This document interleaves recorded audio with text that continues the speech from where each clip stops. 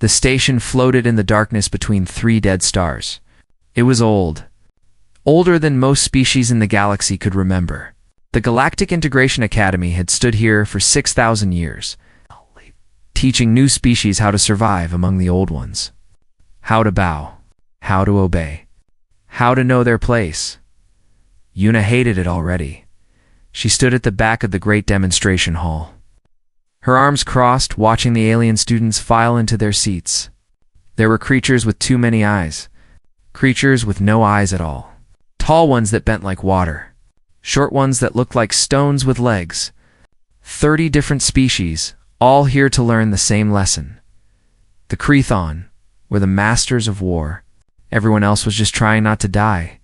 Dewan stood beside her, his tablet clutched to his chest like a shield. He was a good man. Smart, careful. He had spent 6 years learning alien languages, and now he could speak 11 of them. But right now, he looked like he wanted to be anywhere else in the universe. "We should sit in the back," he whispered. "Stay quiet. Don't draw attention." Oh. Yuna did not answer. She was watching the stage. The demonstration hall was shaped like a bowl, with hundreds of seats rising up around a central platform. The platform was made of something that looked like black glass. It reflected the lights above like a dark mirror. And standing in the center of that mirror was the biggest creature Yuna had ever seen. Instructor Velith was a Crethon warrior scholar. He stood 3 meters tall, with 7 limbs that ended in claws as long as kitchen knives. His body was covered in natural armor, a kind of bone shell that grew from his own flesh. It was the color of dried blood. His eyes, all 6 of them, glowed with a soft orange light. He was magnificent. He was terrifying. And he knew it. "Welcome," Velith said. His voice was deep, like rocks grinding together. "Today you will learn why the Crethon have ruled galactic warfare for 6,000 years. Today you will learn why your species, whatever it may be, will never defeat us in combat." The alien students shifted in their seats. Some looked eager. Others looked afraid. A few looked bored, as if they had heard this speech before. Yuna just watched. Humanity had joined the galactic community 12 years ago. 12 years. In galactic terms, that was nothing. A heartbeat, a blink. The older species still called humans the new ones, or the soft ones, or when they were being cruel, the meat. Humans had no armor, no claws, no venom. No natural weapons at all. They were small, fragile, and short-lived. Most galactic species expected them to die out within a few centuries. Crushed under the weight of a universe that did not care about soft things, Yuna had heard all of this before. She had read the reports.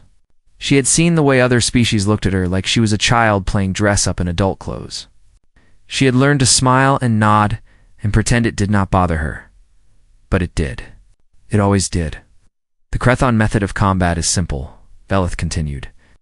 "Overwhelming force, superior armor, no retreat. When we strike to kill. When we advance, nothing stops us.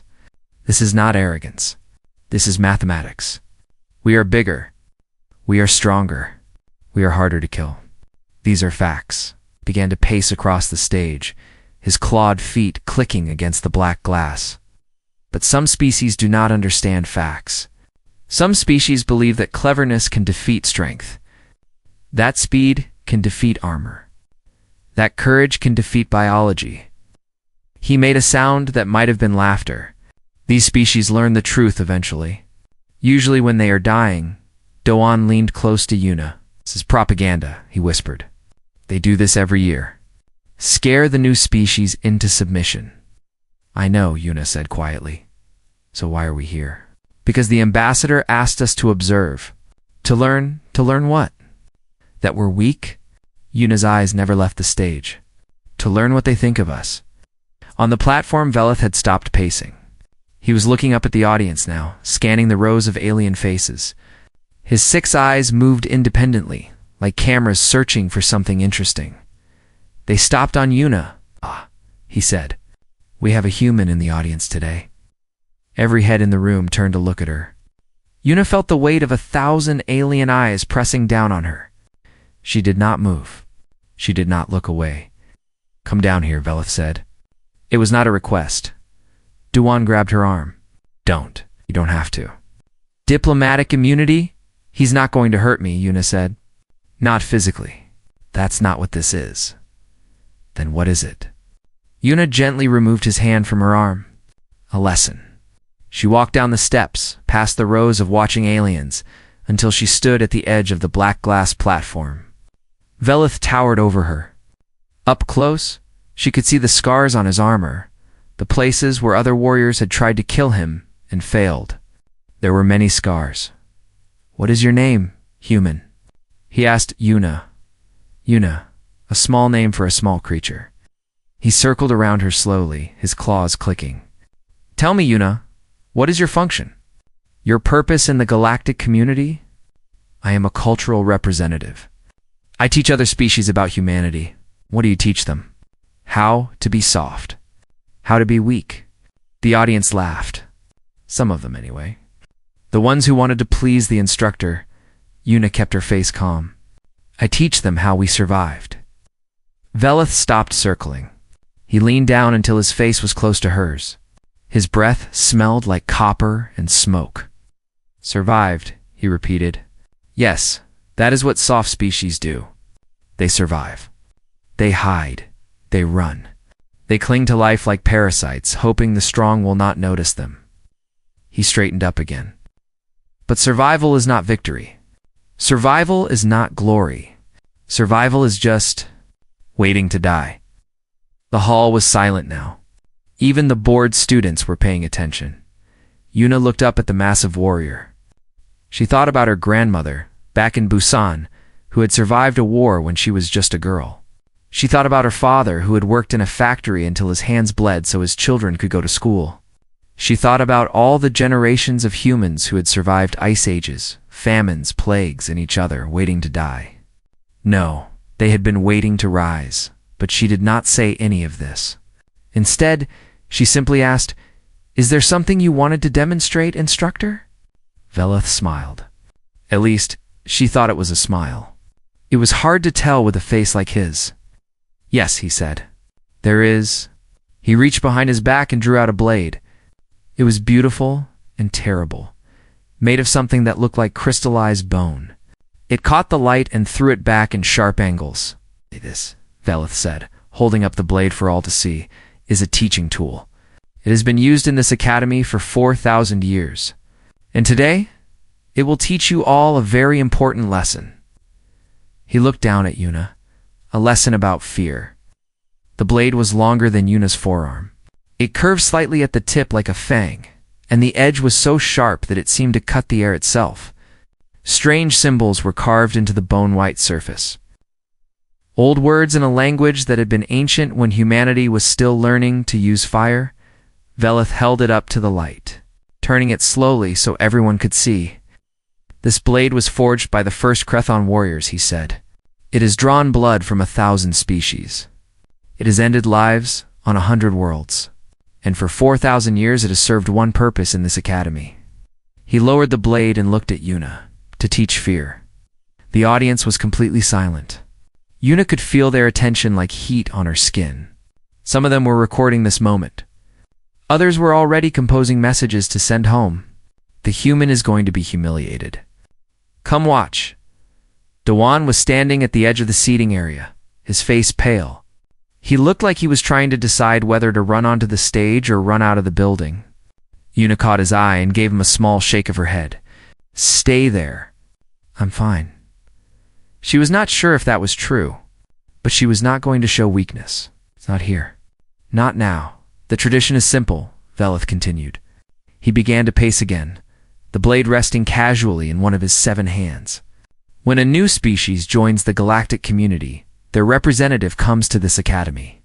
They stand where you are standing now, and I throw this blade at them."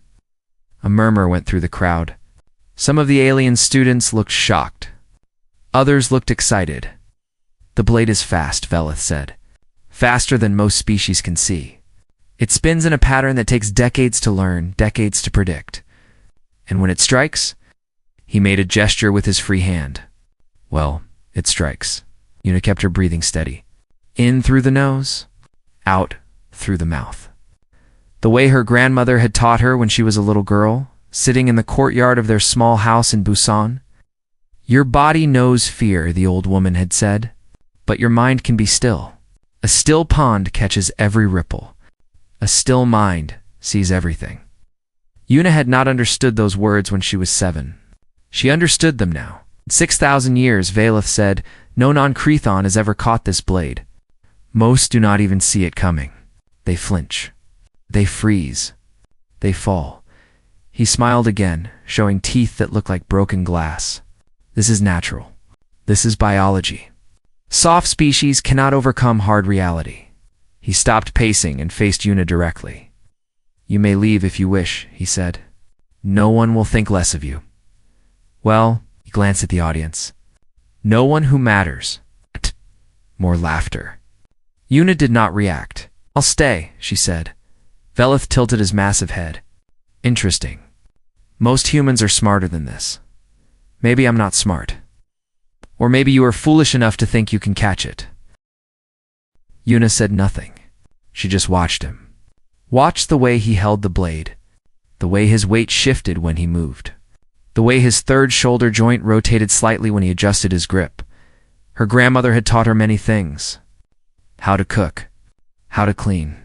How to be polite to elders even when they were being difficult. But the most important lesson had been about watching.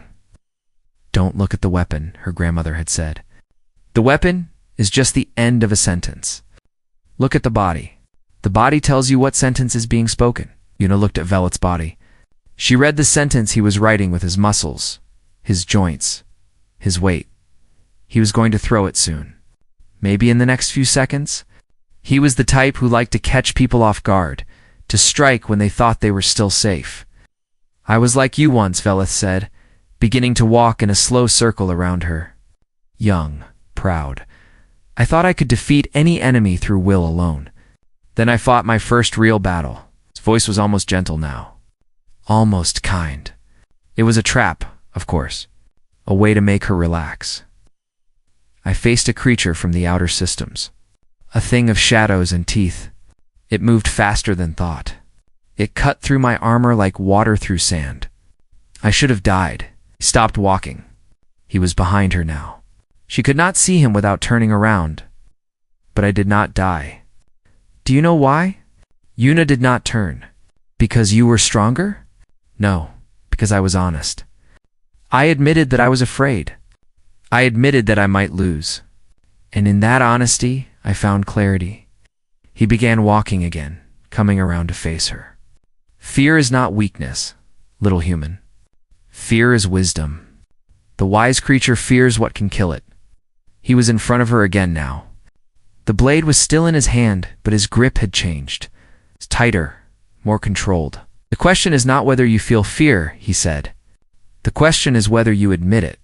So I ask you, Una of Earth, are you afraid? The hall held its breath. Una thought about the question. She thought about the blade, and how fast it would move, and how much it would hurt if it struck her. She thought about her grandmother, who had hidden in a cellar for 3 days during the war, listening to the sounds of death outside. She thought about her father, who had smiled every morning, even when his body ached from work. Was she afraid? Yes, of course she was. But fear was not the end of the story. Fear was just the beginning, as she said. I'm afraid. Veleth's eyes brightened with what might have been approval. Good. Honesty is rare in this hall. Most species lie. They puff up their chests and pretend to be brave. You have more wisdom than I expected. He raised the blade slightly. But wisdom will not save you. Nothing will save you. When this blade leaves my hand, it will find your flesh. That is the lesson. That is the truth. Soft things break. Strong things survive. This is the way of the universe. Una kept her eyes on him. On his shoulders, on his arms. On the tiny movements that told her what he was planning. I understand, she said. Do you? Do you truly? He leaned closer. Then you understand that what happens next is not cruelty. It is education. The blade is the lecture. The wound is the lesson. And when you fall, you will finally understand your place in this galaxy. He straightened up. His grip on the blade shifted one final time. Any last words? Yuna took a slow breath. Her heart was beating fast, but her mind was still. A still pond. A still mind. Just one, she said. What is that? She looked directly into his 6 glowing eyes. Throw it. The blade left his hand like a bolt of lightning, and Yuna moved. The blade crossed 12 meters in less than a heartbeat. It spun as it flew, rotating in a complex pattern that the Crethon had perfected over thousands of years. The pattern was designed to confuse, to make the blade impossible to track. Every rotation changed its angle, its speed, its direction of arrival. A warrior would need decades of training just to understand how it moved. Yuna did not have decades. She had less than a second, but she did not need to understand the pattern. She did not need to calculate the rotation or predict the angle. She just needed to see. Her grandmother's voice echoed in her mind. The body tells you what sentence is being spoken. She had read Vela's sentence before he finished writing it. She knew where the blade would go because she knew where his body had aimed it. The spinning was a distraction. The throw was the truth. Her hand moved. Not fast. Exactly. Fast was the wrong word. Her hand moved correctly. It went to the right place at the right time, guided by instincts that had been trained into her bones since childhood. The sound of the catch echoed through the silent hall. Yuna held the blade by its handle, the edge frozen 1 centimeter from her palm. The bone-white surface was cold against her fingers. The carved symbols seemed to pulse with a faint light. No one moved. No one breathed. Veleth stood on the other side of the platform, his arms still extended from the throw. His 6 eyes were locked on Yuna, on her hand, on the blade that was not buried in her chest. For a long moment, the universe held perfectly still. Then Dewan let out a breath that sounded almost like a sob. Someone in the audience made a clicking sound that might have been surprise. A recording device somewhere in the room beeped quietly, trying to process what had just happened. Yuna lowered the blade slowly. Her hand was steady. Her heart was pounding, but she kept that hidden behind a calm face. Interesting pattern, she said. Her voice was quiet, but in the silence, everyone heard it. The spin is designed for 7-limbed throwers. It wobbles slightly when it reaches the apex of rotation. That's the moment to catch it. Veleth did not respond. He seemed frozen, which was strange for a creature who had just been talking about the weakness of soft species.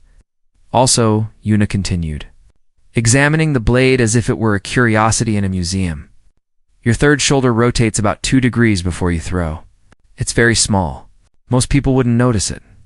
But once you see it, the timing becomes predictable. She looked up at him. You should work on that. The silence stretched on. Yuna could feel the weight of it pressing down on the hall like a physical thing. Everyone was watching. Everyone was waiting. Finally, Veleth spoke. That is not possible. His voice was different now, quieter, less certain. What isn't possible? Yuna asked. No one catches the blade. In 6,000 years, no non-Crethon as ever I know. You said that already. She walked toward him, still holding the blade. He did not move. He did not retreat. But something in his posture had changed. He was no longer looking down at her like she was prey.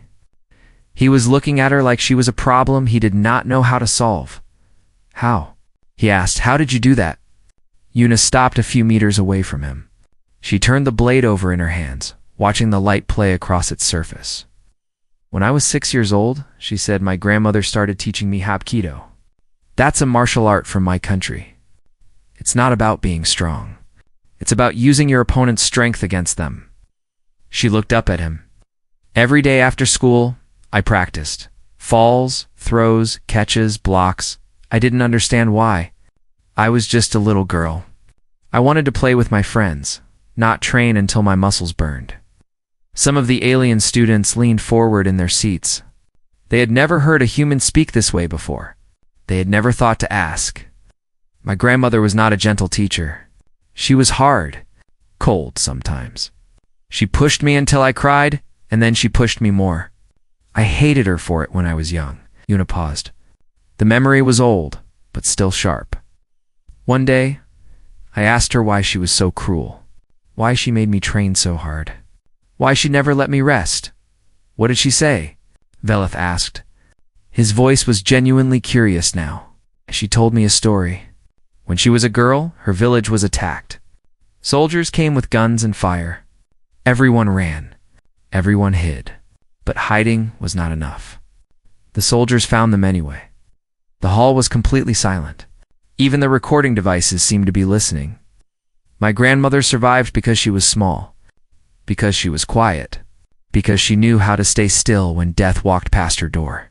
But she never forgot the sound of her mother screaming. She never forgot the feeling of being helpless. Yuna looked down at the blade in her hands. She trained me so I would never feel that way, so I would never be helpless. So when the blade came for me, I would be ready. She walked the rest of the way to Velith and held out the blade, handle first. Your blade is beautiful, she said. Your tradition is ancient. Your warriors are strong. I respect all of this. Velith reached out slowly and took the blade from her hand. His claws closed around it gently, almost reverently.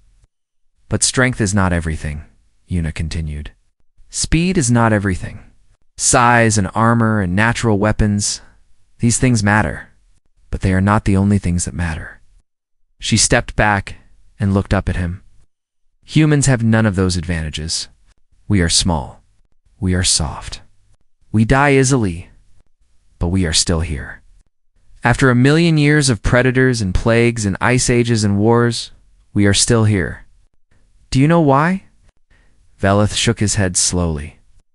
Because we learned to see. We learned to adapt. We learned to turn our enemies' strengths into weaknesses. She gestured at the blade in his hand.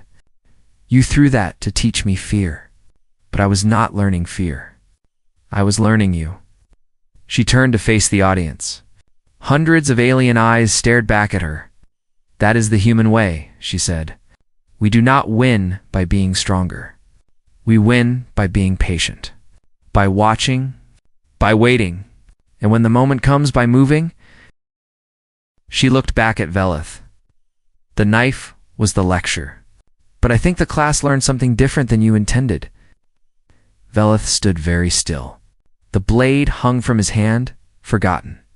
His 6 eyes studied her face, as if seeing it for the first time, and somewhere in the back of the hall, Dewan started to smile. The silence in the hall stretched on for what felt like hours. Yuna stood on the black glass platform, facing Velith, waiting for whatever would happen next. She had said her piece. Now it was his turn. The great warrior looked down at the blade in his hand. He turned it over slowly, as if seeing it for the first time. The carved symbols caught the light and threw strange shadows across his armored face. In 200 cycles, he said finally, I have taught this class 417 times. I have thrown this blade at representatives from every its species in the galactic community. Warriors, scholars, diplomats, leaders. He looked up at Yuna. None of them caught it. Not one. Some tried to dodge. Some tried to block. Most simply froze, paralyzed by fear, and let the blade find them. Were they hurt? Yuna asked. The blade is designed to wound, not kill. A cut on the arm. A gash on the shoulder. Enough pain to teach the lesson, not enough to cause permanent damage. He made a sound that might have been a sigh. I am not cruel, human. I am a teacher. Pain is simply my language. There are other languages, perhaps, but pain is universal. Every species understands pain. Yuna nodded slowly. She understood what he meant. She did not agree with it, but she understood it. So what happens now? She asked. Your lesson failed.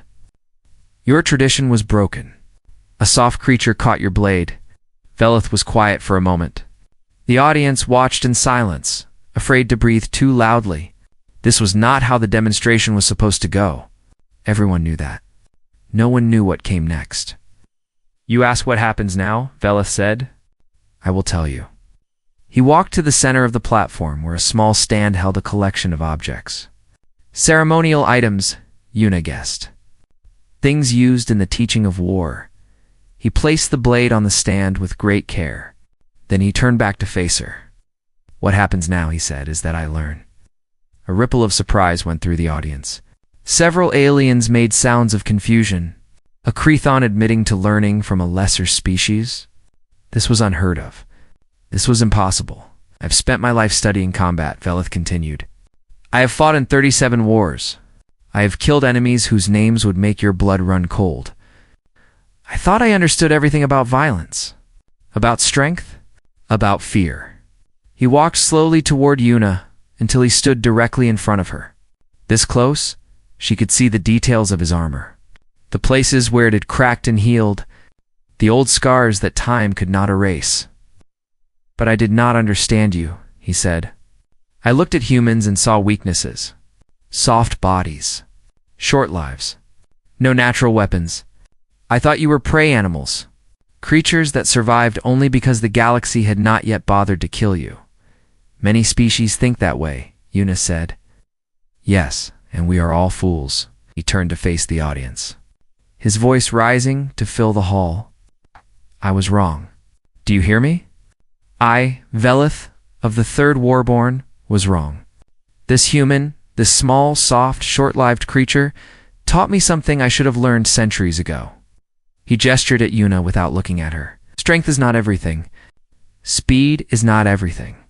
Armor, claws, venom, size, these are advantages, yes. But they are not the only advantages.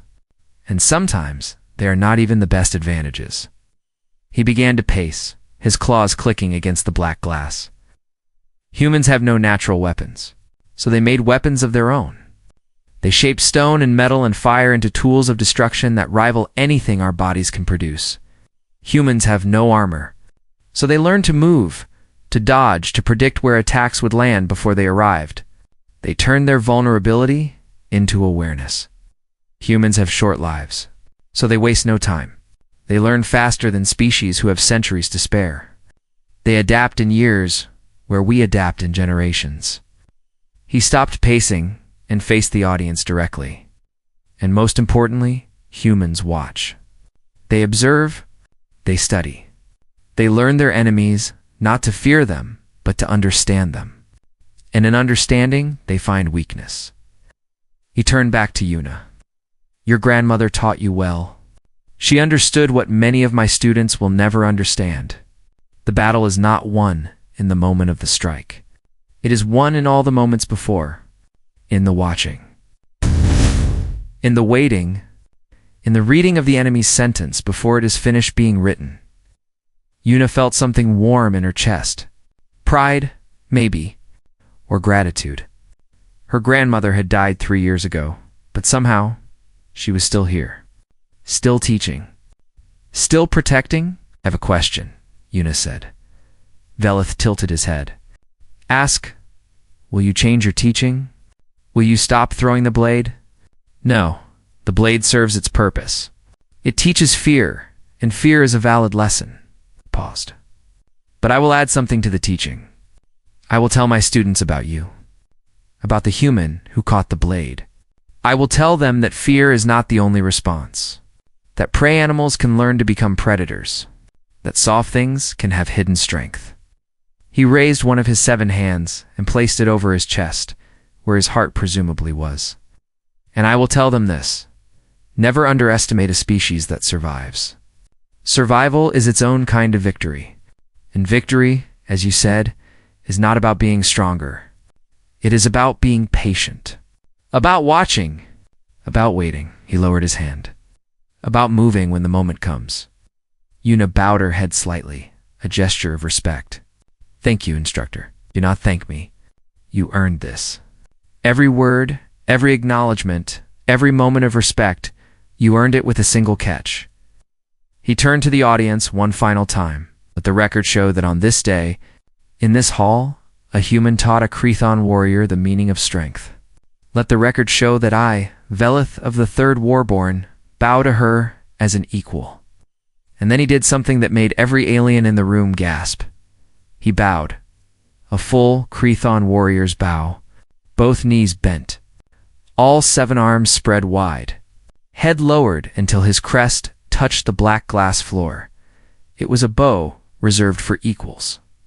For respected enemies, for those who had proven themselves worthy of honor in 6,000 years.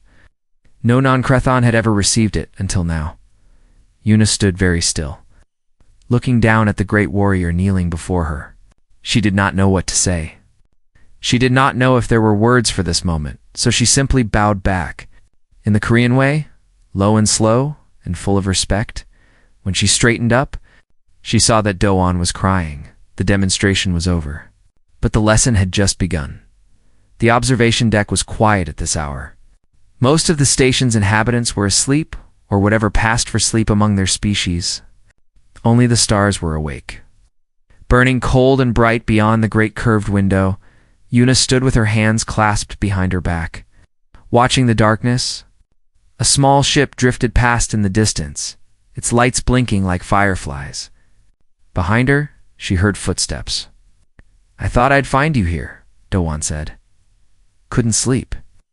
He came to stand beside her, his reflection faint in the glass. His eyes were still a little red from crying earlier, but he did not seem embarrassed by it. "That was quite a day," he said. "Yes, you caught a blade that no one has caught in 6,000 years. You made a Crethon warrior bow. You might have changed the entire galaxy's opinion of humanity." He paused. "And all you can say is yes?" Una almost smiled. "What would you like me to say?" "I don't know. Something profound? Something inspiring?" "You're a hero now." "Heroes are supposed to have speeches. I'm not a hero. I just caught a knife." Do-won laughed softly. "Just caught a knife.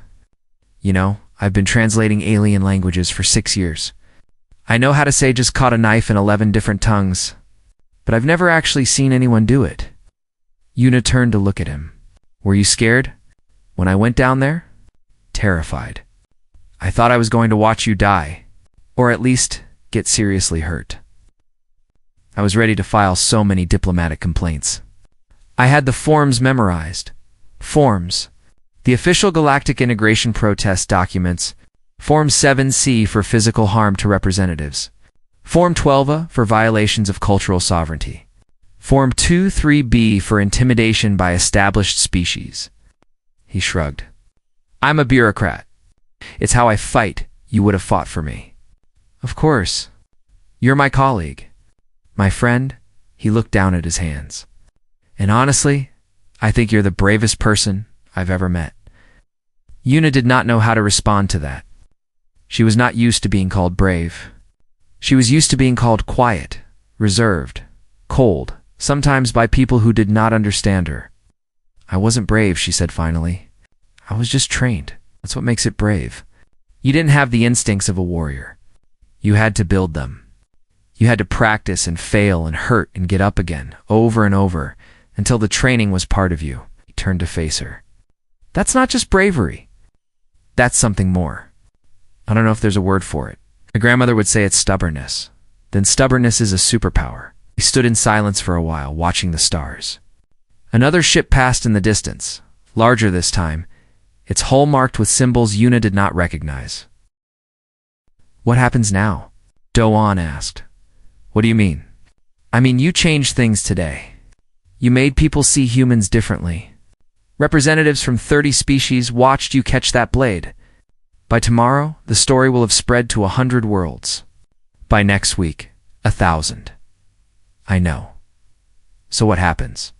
Do things get better for us? Do the other species start treating us with respect?" Una considered the question.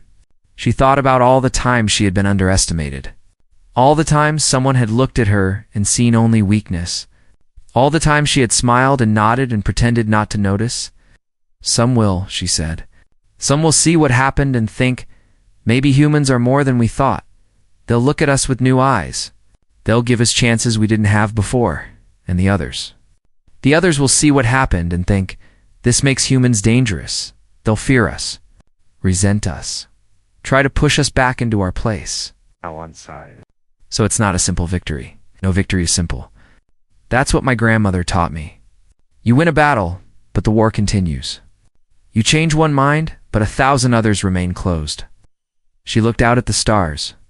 All you can do is keep moving, keep fighting, keep catching the blades they throw at you. It sounds exhausting.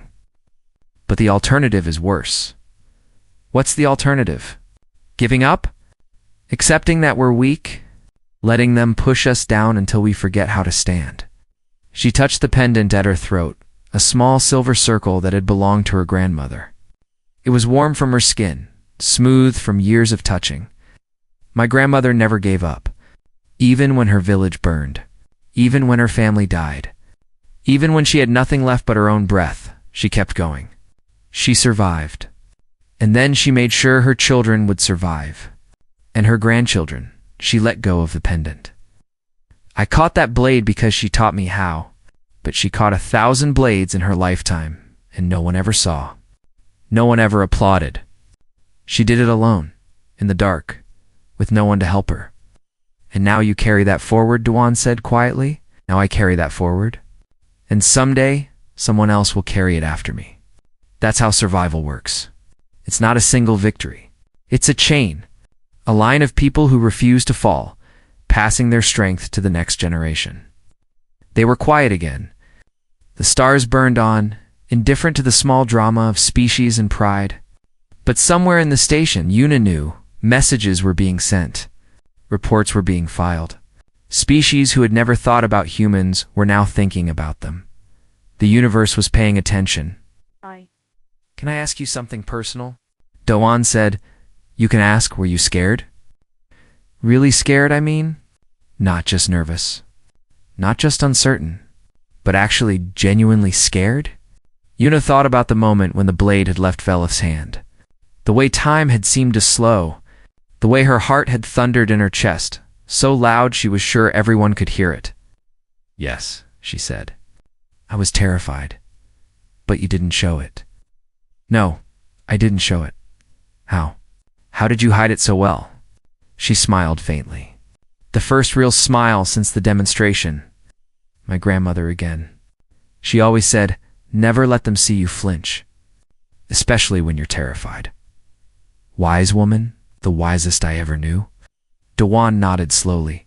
He seemed to be thinking about something, turning it over in his mind.